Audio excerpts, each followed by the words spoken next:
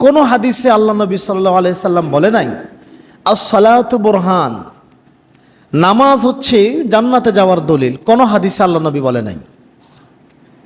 আস-সিয়ামু বুরহান, আল হাজ্জু বুরহান, এত টাকা করে হজ করেন, সারাদিন উপবাস করে সিয়াম করেন, কিন্তু আল্লাহ নবী কথা বলে নাই দান, আল্লাহ নবী কথা বলে নাই সালাত যাকাত হজ, আর সালাত হজ সিয়াম জান্নাতে যাওয়ার দলিল, এই কথা বলে নাই। কিন্তু আল্লাহ নবী যখন দানের ব্যাপারে আসছেন তখন বলতেছেন আস-সাদাকাতু বুরহান, দান হচ্ছে জান্নাতে যাওয়ার দলিল, দান হচ্ছে জান্নাতে যাওয়ার দলিল। বাকিগুলি আপনারা বুঝবেন যে হুজুর কি বলেন, এত কষ্ট করে ফরজ নামাজ পড়লাম, 5 লক্ষ টাকা করে হজ করলাম, সারাদিন উপবাস থেকে সিয়াম আদায় করলাম, আপনি বলতেছেন এইগুলি দিয়ে জান্নাত লাভ করা যাবে না, তাহলে বিষয়টা জটিল না? দেখেন, একটা জমিন আমার দাদার আমল থেকে গত 50 বছর আমরা দখল করে খাচ্ছি, জমিনে উৎপাদিত ফসলও ভোগ করতেছি, কিন্তু 50 বছর পর আসে বলতেছি এটার তো দলিল আমার নামে না, দলিল আরেকজনের নামে, তাহলে জমি কার হয়ে যাবে? দলিল যার, জমি তার।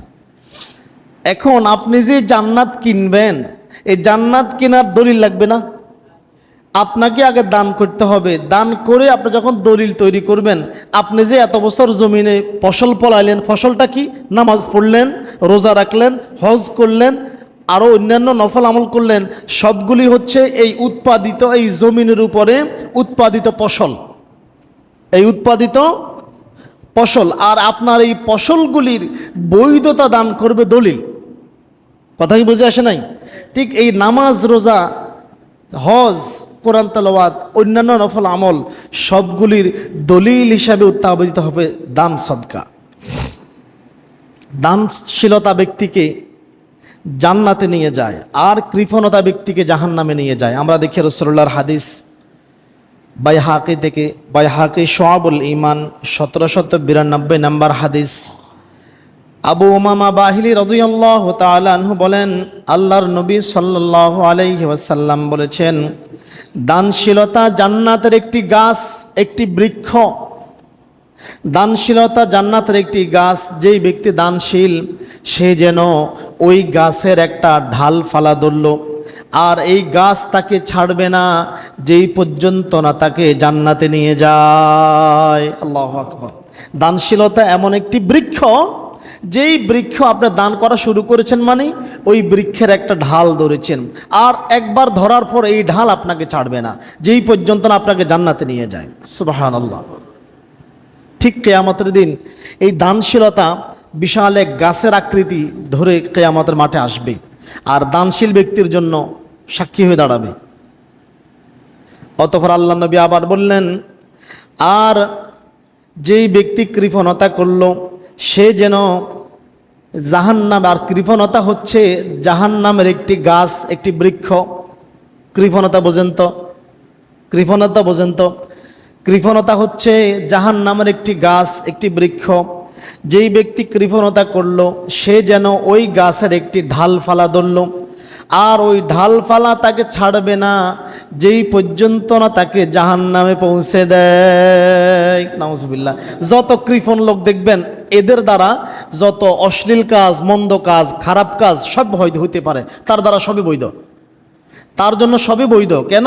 সে তার কৃপণতা রক্ষা করার জন্য অবৈধ পথের ইনকাম হোক আর যেভাবে ইনকাম হোক সে সব রক্ষা করবে, সে অবৈধ পথের ইনকামের প্রতি ছুটবে, এই জন্য তাকে জাহান্নামে নিয়ে যাওয়া হবে। এই জন্য দান হচ্ছে জান্নাতে যাওয়ার দলিল। মুমিন এবং মুত্তাকিদের কতিপয় গুণাবলী রয়েছে, এই গুণাবলীর মধ্যে অন্যতম গুণাবলী হচ্ছে দান করা এবং রোজা রাখা। দানের সাথে সিয়ামের একটা ঘনিষ্ঠ সম্পর্ক হচ্ছে মুত্তাকি হওয়ার দিক থেকে। কি হওয়ার দিক থেকে? দানশীল ব্যক্তিও মুত্তাকি, রোজাদার ব্যক্তিও। আমার কথা নয়, কোরআনুল কারীম আল্লাহ বলতেছেন, আল্লাহর কথাই দেখেন। আল্লাহ তাআলা বলেন কোরআনুল কারীমের একেবারে শুরুতে সূরা বাকারা আয়াত নং 3, আল্লাহ তাআলা বলেন, ইন আল্লাযীনা ইউমিনুনা বিল গায়বি ওয়া ইউকিমুনাস সালাতা ওয়া মিম্মা রাযাকনাহুম ইউনফিকুন। আগের আয়াতে বলতেছেন হুদাল লিল মুত্তাকিন, মুত্তাকিদের জন্য। এখন কারা মুত্তাকি, তাদের পরিচয় দিয়ে আল্লাহ বলতেছেন আল্লাযীনা ইউমিনুনা বিল গায়ব, মুত্তাকি তারাই যারা গায়েবের প্রতি, অদৃশ্যের প্রতি বিশ্বাস করে। অদৃশ্য কি? আল্লাহ হচ্ছে অদৃশ্য। আল্লাহকে দেখা যায় নাকি? আল্লাহকে দেখছে কেউ? জান্নাত জাহান্নাম অদৃশ্য, কবরের শাস্তি অদৃশ্য, ফেরেশতারা অদৃশ্য। এই অদৃশ্য গায়েব বিষয়গুলি যারা বিশ্বাস করবে তারা হবে মুত্তাকি। ওয়া ইউকিমুনাস সালাতা, যারা সালাত কায়েম করে তারা মুত্তাকি। অতঃপর আল্লাহ বলেন ওয়া মিম্মা রাযাকনাহুম ইউনফিকুন, অতঃপর মুত্তাকি তো তারা যারা আমি যাদেরকে যে রিজিক দিয়েছি সেখান থেকে আল্লাহ আমার রাস্তায় ব্যয় করে। আল্লাহু আকবার, আমার রাস্তায় দান করে। দেখেন রিজিক কে দিয়েছে? আল্লাহ আবার বলতেছে আমি। দেখেন রিজিকের প্রসঙ্গ যত জায়গায় আসছে আল্লাহ অত জায়গায় বলেছেন আমি যে রিজিক দিয়েছি সেখান থেকে দান করো।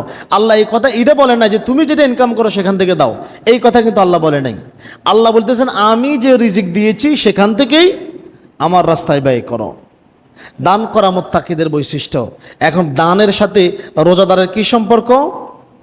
আল্লাহ তাআলা কোরআন কারীমের অন্যত্র বলেন সূরা বাকারাতেই, ইয়া আইয়ুহাল্লাযীনা আমানু, হে ইমানদারগণ, কুতিবা আলাইকুমুস সিয়ামু কামা কুতিবা আলাল্লাযীনা মিন ক্বাবলিকুম, তোমাদের উপর সিয়ামকে ফরজ করা হয়েছে যেমনিভাবে ফরজ করা হয়েছিল তোমাদের পূর্ববর্তীদের উপর।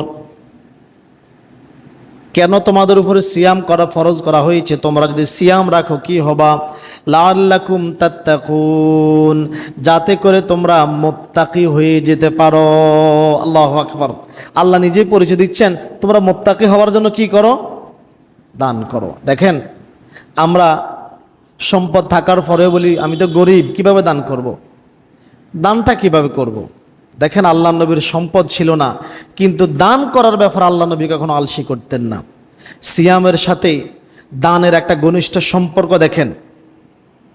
রাসূলুল্লাহর হাদিস থেকে দেখি, হযরতে আব্দুল্লাহ ইবনে আব্বাস রাদিয়াল্লাহু তাআলা আনহু বলেন, কানা রাসূলুল্লাহ সাল্লাল্লাহু আলাইহি ওয়াসাল্লাম আজওয়াদুন নাস, মানুষের মধ্যে সবচাইতে দানশীল ব্যক্তি হচ্ছেন মুহাম্মাদুর রাসূলুল্লাহ। সুবহানাল্লাহ বলবেন না?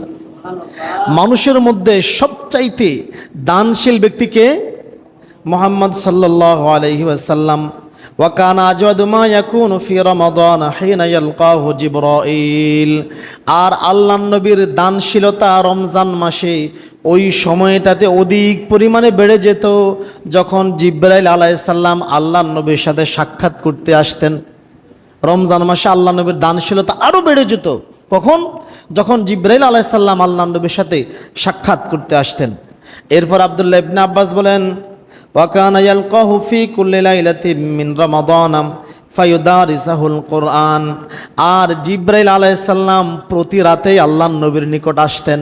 সুবহানাল্লাহ, বাড়ি যে বলবেন, প্রতি রাতেই আসতেন এবং তারা একে অপরকে কোরআনের দার্স দিতেন, অর্থাৎ একজন অপরজনকে কোরআন তেলাওয়াত করে শোনাতেন।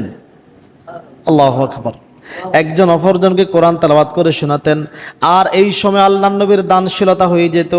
ফালা রাসূলুল্লাহি আজওয়াদু বিল খায়রি মির রিহিল মুরসালাতি, আর যখন জিবরাইল আলাইহিস সালাম আসতেন তখন আল্লাহর নবীর দান এমনভাবে বরকত বয়ে আনতো, এমনভাবে কল্যাণ বয়ে আনতো, যেমনি করে রহমতের বায়ু অথবা বৃষ্টি আনয়নকারী বাতাস কল্যাণ বয়ে আনে। সুবহানাল্লাহ বলবেন না?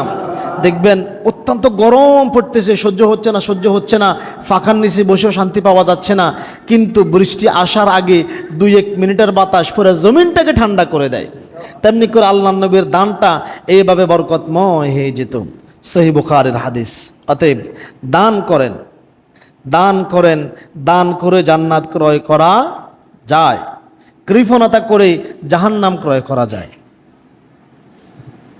দান করলে জান্নাত কিনা হবে, আর দান না করলে জাহান্নাম কিনা হবে। দেখেন আমরা অনেকে মনে করি ধনীরা দান করুক, আমি তো গরিব মানুষ, ঠিক না? আমি তো গরিব মানুষ, সীমিত ইনকাম, আমি কি দান করব? এখন আল্লাহর কাছে কোনটা প্রিয়? আল্লাহর কাছে প্রিয় হচ্ছে দরিদ্র লোকের দান। কার দান? আবু হুরায়রা রাদিয়াল্লাহু তাআলা আনহু বলেন, এক ব্যক্তি বলল, ইয়া রাসূলুল্লাহ, নেকির দিক থেকে কোন নেকিটি বড়? রাসূলুল্লাহ আল্লাহ নবীকে সাল্লাল্লাহু আলাইহি সাল্লামকে জিজ্ঞাসা করা হলো, ইয়া রাসূলুল্লাহ, দানের দিক থেকে, নেকির দিক থেকে কোন দান বড়? আল্লাহ নবী বললেন, যখন তুমি সুস্থ সবল থাকো, ধনের প্রতি, সম্পদের প্রতি তোমার লোভ থাকে। সম্পদের প্রতি কি থাকে? লোভ থাকে। অপরদিকে তুমি দরিদ্র হয়ে যাবার ভয়ও করো। টাকা পয়সার প্রতিও লোভ আছে, আবার টাকা পয়সা দিয়ে দিলে গরিব হয়ে যাব ওই সময়, এবং তুমি আশা রাখো ধনী হওয়ার। তখনকার দান হচ্ছে সবচাইতে বড় দান, কারণ এই সময় দান করা খুব কষ্টকর। এরপরে আল্লাহ নবী সাল্লাল্লাহু আলাইহি ওয়াসাল্লাম বলেন, শোনো আবু হুরায়রা, প্রাণ উষ্ঠাগত হওয়ার আগ পর্যন্ত দান করবে, এই অপেক্ষা করিও না। অর্থাৎ এই অপেক্ষা করিও না আমি যখন মুমূর্ষু অবস্থায় পড়ে যাব, বাড়দিকে পৌঁছে যাব, তখন দান করব। তখন তুমি বলবে এই অমুক মাল অমুকের, তমুক মাল তমুকের। তখন তুমি বলবে ওই যে এই বাদুরেল জলার যে জমি আছে এটা হচ্ছে অমুকের, পশ্চিমাত্রের উত্তর দিকে জমি আছে এটা অমুকের, এর দক্ষিণ দিকে যেটা আছে এটা অমুকের, বাড়ির এই অংশ অমুকের, ওই অংশ তমুকের, ব্যাংক ব্যালেন্স, ওই যে বাজারের জায়গা এটা অমুকের, অমুকের ভাগ করে দিয়েছে। শোনো, আল্লাহ নবী বলেন, শোনো, তোমাকে ওই সময় অমুকের তমুকের সম্পদ ভাগ করে দিতে হবে না। অমুক তমুক এমনিতেই মালিক হয়ে গেছে, তুমি বঞ্চিত হয়ে গেছো। সহিহ বুখারীর হাদিস। সুতরাং দান করলে দরিদ্র হয়ে যাব, ধনী হলে দান করব, বিপদ আপদ আসলে দান করব, বার্ধক্যে পৌঁছালে দান করব, এই চিন্তা মাথা থেকে ঝেড়ে ফেলতে হবে। কেননা দান করব এখনই দান করব, দান করার জন্য অপেক্ষা করব না। দেখুন, রমজানে আপনি যদি 1 টাকা, রমজানের নেকির পরিমাণটা কত বলেন তো? কেউ একটা নেকি করলো, আল্লাহ সেটাকে কি পরিমাণ বৃদ্ধি করবেন? 700 গুণ পর্যন্ত। রমজানে কেউ 1 টাকা দান করলো মানে সে কয় টাকা দান করলো? এখন কেউ যদি 1000 টাকা দান করে, সে কত টাকা দান করলো? হ্যাঁ, 700,000 হলে কত হয়? 7 লক্ষ টাকা। কত লক্ষ টাকা? আর এই 7 লক্ষ টাকা একসাথে দান করতে পারবেন? আসেনি হ্যাডম দেখান না। জাকাতও তো দিই না, ফরজ জাকাতও তো দিই না, 7 লক্ষ টাকা দান করবো? চারটেখানি কথা। কেউ যদি রমজানে 1000 টাকা দান করলো মানেই সে 7 লক্ষ টাকা দান করলো। 1000 টাকা 700,000 টাকা হইল, 700,000 টাকায় 7 লক্ষ টাকা। আল্লাহ, এটা আমার কথা নয়, কোরআনুল কারীমের কথা। সূরা বাকারা আয়াত নং 261 আল্লাহ তাআলা বলেন, আল্লাহর কথা। আল্লাহ বলেন, মাসালুল্লাযিনা ইউনফিকুনা আমওয়ালাহুম ফি সাবিলিল্লাহ, যেই ব্যক্তি বা যারা আল্লাহর রাস্তায় দান করে তাদের দৃষ্টান্তটা হচ্ছে এমন, কামাতালি হাব্বাতিন, এমন একটা বীজের মতো, এমন একটা দানা বীজের মতো, আম্বাতাত সাবা সানাবিলা, যেখান থেকে 7টা শীষ বের হয়। 7টা শীষ কি হয়? যেখান থেকে 7টা বীজ অঙ্কুরিত হয়। ফি কুল্লি সুম্বুলাতিন মিআতু হাব্বাতিন, এবং প্রতিটি শীষ থেকে 100 করে দানা বের হয়। সুবহানাল্লাহ বলবেন না? আপনি দানা রোপণ করছেন কয়টা? হইল কয়টা? 700টা। একটা থেকে যদি আমরা রোয়া রোপণ করি না? রোয়া রোপণ করেন না? রোয়া একটা রোপণ করে না? এখন একটা রোপণ করলে এখান থেকে 7টা গাছ বের হয় না? 7টা না, আরও বেশি বের হয়। আমি নিজেও তো কৃষক, যদিও ইমাম, আবার কৃষকও তো আমি। শুধু 7টা না, আরও বেশি বের হয়। কোনো গোছায় দেখছি 10-12টাও আসে। 7টাই ধরলাম। 7টা গাছ যদি বের হয়, 7টা গাছ থেকে কয়টা শীষ হবে? 7টা শীষ হবে। আর প্রতি শীষে যদি 100 করে দান হয়, কয়টা হইল? আপনি রোপণ করছেন কয়টা? হইল কয়টা? দান করছেন কত? 1 টাকা। হইল কত? 700 টাকা। আল্লাহ তাআলা বলতেছেন, শোনো বান্দা, এখানে স্টপ নয়, আরও আছে। আল্লাহু ইউদাইফু লিমান ইয়াশা, আল্লাহ যাকে ইচ্ছা আরও বাড়িয়ে দিবেন। আল্লাহু আকবার। ওই যে বললাম, একটা রোপণ করলে শুধু 7টাই হয় না, একটা রোপণ করলে 10-12টাও হয়। কেননা আল্লাহু ওয়াসিউন আলিম, আর আল্লাহ হচ্ছে প্রাচুর্য দানকারী। দান করবেন। রমজান যে বিদায় নিচ্ছে, রমজান বিদায় নিচ্ছে, দানের মহা সুযোগ বিদায় নিচ্ছে। দান করলে সম্পদ বেড়ে যাবে। দান করলে কখনো সম্পদ কমে না। আমাদের দান সদকা দেখেন, আমরা রিজিক দিয়েছে কে? রিজিক কে দিয়েছে? আল্লাহ বলতেছে সেই রিজিক আবার আমাকে ঋণ হিসেবে দান করো। সুবহানাল্লাহ বলবেন না? আল্লাহর কি টাকার অভাব আছে? সম্পদের অভাব আছে? সোনা গয়নার অভাব আছে? আল্লাহ বলতেছেন বান্দা তুমি যেটা দিবা আমি সেটাকে ঋণ হিসাবে গ্রহণ করব। আর এই ঋণটা নিয়ে এমনি জমা করে রাখবো না, মাটির ব্যাংকের মতো জমা করে রাখবো না। আমি এই ঋণটাকে নেওয়ার পরে এটাকে মুনাফা আকারে বৃদ্ধি করতে থাকবো। আল্লাহ তাআলা বলেন কোরআনুল কারীম সূরা তাগাবুন আয়াত নং 17, আল্লাহ তাআলা বলেন ইন তুকরিদুল্লাহা করদান হাসানা, যদি তোমরা আল্লাহকে উত্তমভাবে ঋণ দান করো, জন দান করো, ইউদাইফু লাকুম, তোমাদের জন্য তা দ্বিগুণ করে দেওয়া হবে। সুবহানাল্লাহ বলবেন না? এখানে দ্বিগুণ বলতে বোঝানো হয়েছে দুনিয়াতেও দেওয়া হবে, আখিরাতেও দেওয়া হবে। দুনিয়াতেও দেওয়া হবে, আখিরাতেও দেওয়া হবে। ওয়াগফির লাকুম, আর তোমাদেরকে ক্ষমা করে দেওয়া হবে। আল্লাহু শাকুরুন হালিম, আল্লাহ গুণগ্রাহী, পরম সহিষ্ণু। আল্লাহ বলতেছেন তোমরা আমাকে ঋণ দাও। আল্লাহকে কি দাও? আচ্ছা, আল্লাহকে ঋণ দেওয়ার সাহস কারো আছে? এটা অনধিকার চর্চা না? এটা অনধিকার দুঃসাহসিক কথাবার্তা না? আল্লাহকে ঋণ দিব মানে? আল্লাহই তো মহাজগতের মালিক, আল্লাহকে ঋণ দিব? আল্লাহ বলতেছে বান্দা দেখো আমি সেটাকে ঋণ হিসাবে গ্রহণ করি। হাদিসে দেখেন আল্লাহ বান্দার দেওয়া দানকে ঋণ হিসাবে গ্রহণ করে। আবু হুরায়রা রাদিয়াল্লাহু তাআলা আনহু বলেন রাসূলুল্লাহ সাল্লাল্লাহু আলাইহি ওয়াসাল্লাম বলেছেন কিয়ামতের দিন আল্লাহ তাআলা বলবেন হে ইবনে আদম, হে আদমের সন্তান, আমি অসুস্থ হয়েছিলাম, তুমি আমাকে দেখতে আসো নাই। আল্লাহ বলবে আদম সন্তান আমি তো অসুস্থ হয়েছিলাম, তুমি আমাকে দেখতে আসো নাই কেন? আদম সন্তান বলবে আয় রব্বি, হে আমার প্রতিপালক, আপনি হচ্ছেন জগৎ সমূহের রব্বুল আলামিন, আপনি হচ্ছেন জগৎ সমূহের প্রতিপালক, আপনি হচ্ছেন বিশ্বজাহানের মালিক, আপনি আরশে আজিমের উপরে সমাসীন, আমি কি করে আপনাকে দেখতে আসব? আল্লাহ বলবেন বান্দা তুমি কি জানতে না ওই যে তোমার বাড়ির পাশের ওই লোকটা অসুস্থ ছিল, তুমি যদি তাকে দেখতে যেতা সেখানে আমি আল্লাহকে পেয়ে যেতাম। তোমার ওই যে বাড়ির পাশে অসুস্থ প্রতিবেশী অসুস্থ, তোমার পাড়ার মহল্লার একজন মুসলিম ভাই অসুস্থ, তুমি জেনেছো, তুমি তাকে দেখতে যাও নাই, তুমি যদি তাকে দেখতে যেতা মনে রাখতা বান্দা সেখানে আমি আল্লাহকে পেয়ে যেতাম। অতঃপর আল্লাহ তাআলা আবার বলবেন হে আদম সন্তান, আমি তোমার কাছে খাবার চেয়েছিলাম, আমি তোমার কাছে পানীয় চেয়েছিলাম, কিন্তু তুমি তো আমাকে দাও নাই। আদম সন্তান বলবে আয় রব্বি, হে আমার প্রতিপালক, আপনি হচ্ছেন জগৎ সমূহের প্রভু, আপনি হচ্ছেন মালিক, আপনি হচ্ছেন রাজ্জাক, আমি কি করে আপনাকে খাবার দেব, পানাহার দেব? আপনি তো আরশে আজিমের উপরে সমাসীন। আল্লাহ তাআলা বলবেন বান্দা ওই যে তোমার কাছে অমুক দিন অমুক লোকটা সাহায্য চেয়েছিল, খাবার চেয়েছিল, পানীয় চেয়েছিল, তুমি যদি তাকে খাবার দিতা পানীয় দিতা আমি আল্লাহকে সেখানে পেয়ে যেতাম। আল্লাহ, এই খাবার তুমি শুধু ওই ফকিরকে দাও নাই, এটা আল্লাহকে দিয়েছ, এটা আল্লাহর কথা, মুসলিম শরীফের হাদিস। অতএব দান করবেন সম্পদ বেড়ে যাবে, দান করবেন না সম্পদ কমে যাবে। একদল ফেরেশতা দৈনিক আমাদের জন্য দোয়া করে অভিশাপ দেয়। বুখারীর 1442 নম্বর হাদিস। হযরতে আবু হুরায়রা রাদিয়াল্লাহু তাআলা আনহু বলেন রাসূল সাল্লাল্লাহু আলাইহি ওয়াসাল্লাম বলেছেন প্রতিদিন ভোরবেলায় আকাশ থেকে দুইজন ফেরেশতা জমিনে আগমন করে। একজন ফেরেশতা দোয়া করে হে আমার প্রতিপালক, আজকে যে যতটুকুন দান করলো তুমি তার সম্পদের পরিমাণ বাড়িয়ে দাও। সুবহানাল্লাহ। অপর ফেরেশতা অভিশাপ দিয়ে বলে হে আল্লাহ, আজকে যে দান করলো না, কৃপণতা করলো, তুমি তার সম্পদ কমাই দাও। নাউজুবিল্লাহ বাড়ি যে বলবেন। আমরা কি বড়লোক হতে চাই না?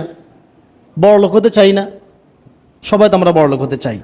ওমর ইবনে খাত্তাব রাদিয়াল্লাহু তাআলা আনহু বলেন, তিরমিজির হাদিস, মানুষের জলে স্থলে সম্পদের যে ক্ষতি হয় এই ক্ষতির কারণ হচ্ছে দান সদকা না করা। আপনি কৃপণতা করলেন, দান করলেন না, গুনে গুনে টাকা হিসাব রাখলেন আর মনে করলেন এই টাকা আমার কাছে থেকে যাবে। আল্লাহ তাআলা বলতেছেন, না বান্দা, তোমাকে হুতামা নামক জাহান্নামে তো নিক্ষেপ করা হবে।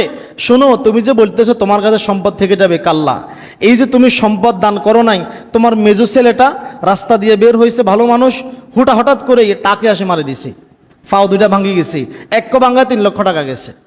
কর বান্দা, সুস্থ কর। কথা বোঝেন নাই?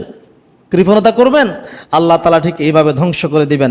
আর দান করবেন, আল্লাহ তাআলা সম্পদের পরিমাণ আস্তে আস্তে বাড়িয়ে দিবেন। শুনুন, প্রাণবায়ু বন্ধ হওয়ার পূর্বেই ওপারের জন্য কিছু দান করেন, পরকালের জন্য। পরকালের ব্যালেন্স প্রয়োজন আছে না? কথা বলেন না? বিদেশিরা যখন বিদেশ থাকে, দেশে আসার পরে কিছু খরচ করবে, ব্যাংকে কিছু টাকা মানে ব্যাংকে কিছু অর্থ জমা রাখে কিনা? কেন? যখন আমার বিদেশের লাইফ শেষ, বুড়া হয়ে যাব, তখন তো খাইতে হবে। তো দুনিয়ার মানুষ, পরকালে যে তুমি জান্নাতে যাবা, জান্নাতে নাজ নিয়ামত ভোগ করবা, কি দিয়ে ভোগ করবা? কি দিয়ে ভোগ করবা? অতএব দান করো। দান হচ্ছে জান্নাতে যাওয়ার দলিল। পরকালের অ্যাকাউন্টে কিছু না কিছু অর্থ অবশ্যই জমা করো। রমজান বিদায় নিচ্ছে, জাহান্নামের আগুন থেকে বাঁচুন, জাহান্নামের আগুন থেকে বাঁচুন। আর যার যতটুকু সামর্থ্য আছে সেই সামর্থ্য অনুযায়ী দান করেন। রমজানের দান হচ্ছে সবচাইতে উত্তম দান। আল্লাহ তাআলা আমাদেরকে কবুল করুক, সকলে বলি আমিন। রমজান মাস বিদায় নিতেছে না আমাদের কাছ থেকে।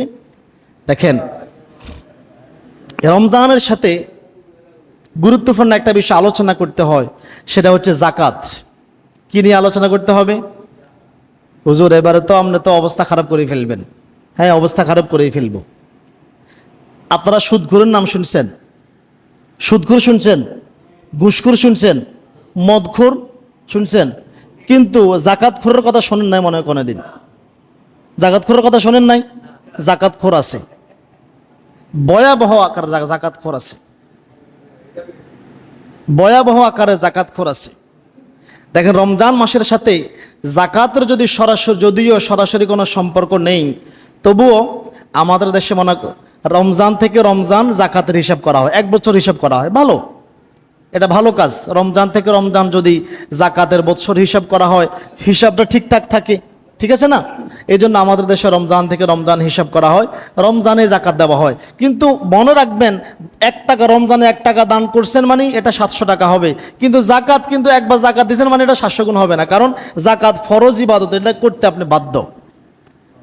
জাকাত শুধু রমজানে দিতে হয় না, জাকাত সারা বছর যে কোনো সময় দেওয়া যায়, যে কোনো সময় আপনি জাকাত দিতে পারবেন।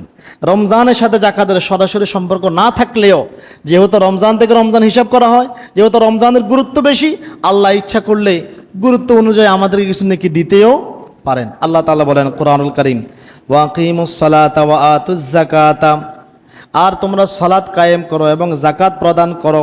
ওয়ামা তুকদ্দিমু লিআনফুসিকুম মিন খায়রিন তাজিদুহু ইনদাল্লাহ, আর তোমরা নিজেদের জন্য যে নেক আমল আগে পাঠাবে, দুনিয়া থেকে পরকালের জন্য পাঠাবে, তা আল্লাহর কাছে পরিপূর্ণরূপে প্রাপ্ত হবে। এতে জাকাত দেন নাই, জাকাত জমা করে রেখেছেন, আল্লাহ বলেছে বান্দা জমা করে রাখিও না, তুমি পরকালের জন্য কিছু পাঠাই দাও, আমি তোমাকে এর পরিপূর্ণরূপে প্রাপ্ত ফলাফল আমি তোমাকে দেব। সালাত পড়েন তো, আমরা পড়ি না? নামাজ পড়ি, 5 লক্ষ টাকা দিয়ে হজও করি, রোজাও রাখি, কিন্তু জাকাত আদায় করি না। অথচ জাকাত ইসলামের 3য় রোকন। কত নম্বর রোকন? কথা বলেন না, কত নম্বর রোকন? কত? 3 নম্বর রোকন। জাকাত আদায় করবেন না মানে, জাকাত অস্বীকার করবেন মানে আপনি মুসলমানের কাতারে থাকবেন, কাল্লা কখনো নয়। দেখেন, সাহাবায়ে কেরাম আল্লাহর নবীর নিকট কিভাবে শপথ করতেন। আল্লাহর নবীর হাতে সাহাবায়ে কেরাম শপথ করতেন এইভাবে। জাবির ইবনে আব্দুল্লাহ রাদিয়াল্লাহু তাআলা আনহু বলেন, ক্বালা বায়াতু রাসূলুল্লাহ সাল্লাল্লাহু আলাইহি ওয়াসাল্লাম, আমরা আল্লাহর নবীর হাতে এই মর্মে বায়াত গ্রহণ করেছি। আল্লাহর নবীর হাতে হাত রেখে সাহাবায়ে কেরাম এই মর্মে ওয়াদা করেছেন, শপথ করেছেন, বায়াত গ্রহণ করেছেন। ইকামাস সালাতি, আমরা এই মর্মে শপথ গ্রহণ করেছি সালাত আদায় করব। ওয়া ইতাইজ যাকাতি, যাকাত প্রদান করব। এরপরে বলেন ওয়ান্নাসহি লিকুল্লি মুসলিমিন, এবং মুসলমানদের কল্যাণ কামনা করব। এই মর্মে বায়াত গ্রহণ করেছি। এখন আমরা কিসের উপরে বায়াত গ্রহণ করেছি বলেন তো? দাদা মুসলমান, নানা মুসলমান, বাপ মুসলমান, মা মুসলমান, এই সূত্রে মুসলমান? এই সূত্রে জাকাত না দিয়া নেশাব পরিমাণ সম্পদ যদি কারো কাছে থাকে তাকে অবশ্যই জাকাত দিতে হবে। জাকাত থেকে বাঁচার তার কোনো সুযোগ নেই। নেশাব কি জিনিস? নেশাব হচ্ছে কারো নিকট যদি বছরান্তে নিত্য ব্যবহার্য পণ্য, স্থাবর সম্পত্তি, স্থাবর সম্পত্তিরও জাকাত আছে, সেটা হচ্ছে ঔষধি জাকাত। উৎপাদিত ফসলের উপর জাকাত দিতে হয়। আপনার বসবাসের বাড়িঘর, কলকারখানার যন্ত্রপাতি ব্যতীত আপনার নিকট যদি এক বছরান্তে 7.5 তোলা অর্থাৎ 7.5 ভরি স্বর্ণ অথবা 52.5 তোলা বা 52.5 ভরি রূপ বা সমপরিমাণ অর্থ যদি কারো কাছে থাকে তাহলে তার জাকাত দিতে হবে। জাকাতের পরিমাণ হচ্ছে 2.5%। মনে করেন আপনার কাছে 52 তোলা 52.5 তোলা রূপো আছে বা 52.5 তোলা সমপরিমাণ অর্থ। 52.5 তোলা রূপোর বর্তমান বাজার মূল্য কত বলেন তো?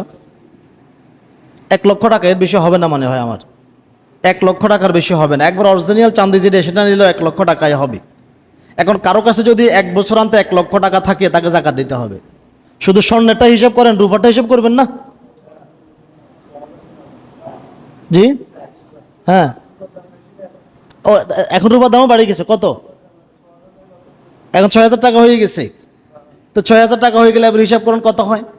আপনি শুধু স্বর্ণটাই হিসাব করলেন, শুধু স্বর্ণের হিসাব করলেন, জি না, এটা হচ্ছে গরিব ঠকানোর ধান্দা, গরিব মারার ধান্দা, বোঝেন তো? শুধু স্বর্ণেরটা হিসাব করে, স্বর্ণের মূল্য হিসাব করে, রূপারটা হিসাব করবেন না। যে অর্থ আছে অর্থটা হিসাব করেন এটা রূপার মানের সাথে আসে কিনা। আমরা অনেকেই এরকম কাটছিট করার চেষ্টা করি, এটা করবেন না কখনো। জাকাত আপনার উপরে ফরজ। যদি জাকাত আদায় না করেন আল্লাহর নিকট আল্লাহর ভয়াবহতার জন্য, আল্লাহর শাস্তির জন্য, আযাবের জন্য প্রস্তুত হয়ে যান। আমাদের দেশে শুধু স্বর্ণের হিসাব করা হয়, রূপের হিসাব করা হয় না। রূপের হিসাব করতে হবে। আবার অনেকে মনে করে শুধু স্বর্ণের জাকাত দিতে হবে। ওই যে ব্যাংকে যে 2-4 লক্ষ টাকা আছে ওটা হিসাব করে না। আবার কিছু ব্যবসায়ী আছে বড় দোকাবাজ, কি করে জানেন? আমার ব্যাংক লোন আছে, ব্যাংক লোন কি আছে, ব্যাংক লোন আছে, এখানে জাকাত দেন। আরে বেটা, তোর ব্যাংক লোন যদি 40 লক্ষ টাকা, সম্পদের পরিমাণ 2 কোটি টাকা, তাহলে কোনটার পরিমাণ বেশি? কোনটার পরিমাণ বেশি? সম্পদের পরিমাণ বেশি নয়? ও ব্যাংক লোন একটা কাড়াই জাকাত। হায় হায়, মানুষের চিন্তা চেতনা জাকাত নিয়ে কত তামাশা দিয়ে আমাদের দেশে হয়। সবগুলি গরিব মারা ধান্দা। এরপরে জাকাতের কাপড় দেয়, আছে কি না? জাকাতের কাপড় দেওয়া একটা তামাশা করা, জাকাত দেওয়া নয়, তামাশা করা, তামাশা। জাকাত নিয়ে, জাকাত নিয়ে একটা তামাশা করা হচ্ছে, জাকাতের নামে কাপড় দেওয়া। আচ্ছা বলেন তো, জাকাতের হক কার? জাকাত কারা প্রাপ্ত হবে? আল্লাহ তাআলার ঘোষণা মোতাবেক 8 ব্যক্তি প্রাপ্ত হবে। এখন জাকাত 8 ব্যক্তির হক না? এখন জাকাত যেহেতু, আচ্ছা টাকা আমার, টাকা কার? তাহলে আমি না আমার মতো খরচ করবো? আমি কি শার্ট কিনবো, গেঞ্জি কিনবো, না লুঙ্গি কিনবো, না ফাইজামা কিনবো, না পাঞ্জাবি কিনবো? এটা আমার ব্যাপার না। তো আমার টাকা আপনাকে খরচ করার পারমিশন দিল কে? গরিবের টাকা, মিসকিনের টাকা, এতিমের টাকা, মুসাফিরের টাকা আপনাকে খরচ করার পারমিশন দিল কে? বুঝেন আমাকে।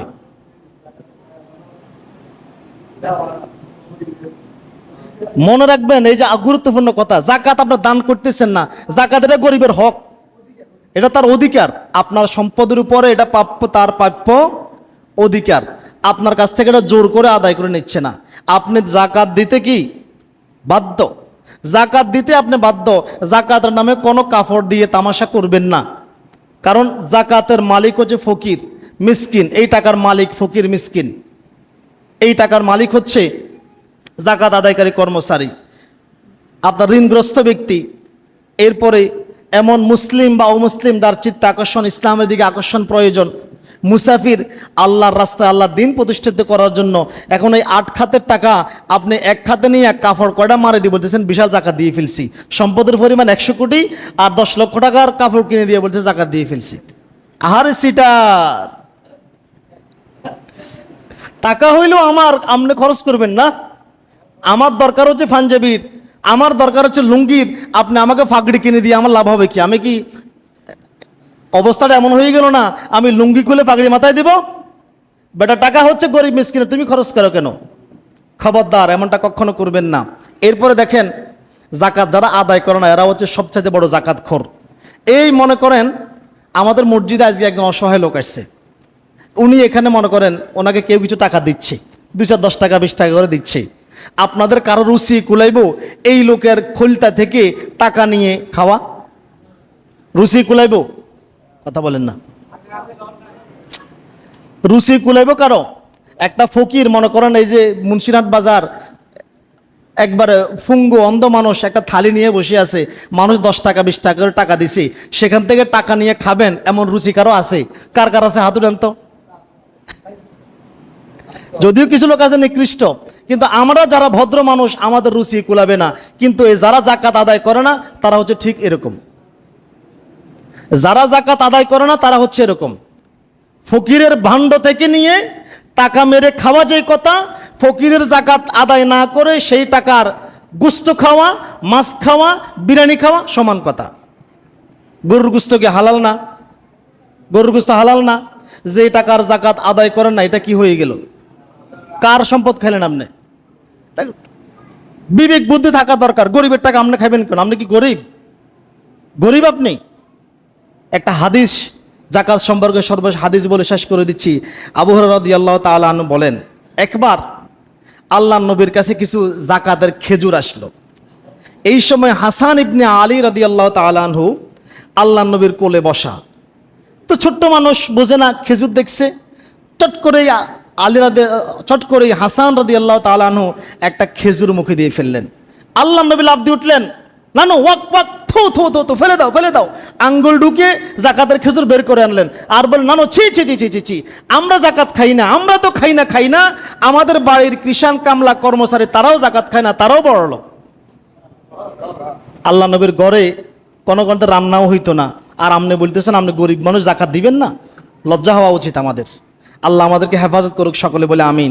জাকাতের নামে কাপড় দিবেন না, জাকাত অর্থ দিয়ে যার যেটা প্রয়োজন সেটা দিবেন। কারো ঘরের প্রয়োজন তার ঘরের ব্যবস্থা করে দেন, ঠিক আছে না? এরপরে কারো একটা কর্মের প্রয়োজন, একটা কর্মের ব্যবস্থা করে দেন। কোনো মহিলা অসহায়, স্বামী নাই, তার একটা সেলাই মেশিন কিনে দেন, সে এখান থেকে কিছু ইনকাম করে খেতে পারবে। জাকাতের কাপড় দিয়ে জাকাতের নামে তামাশা করবেন না।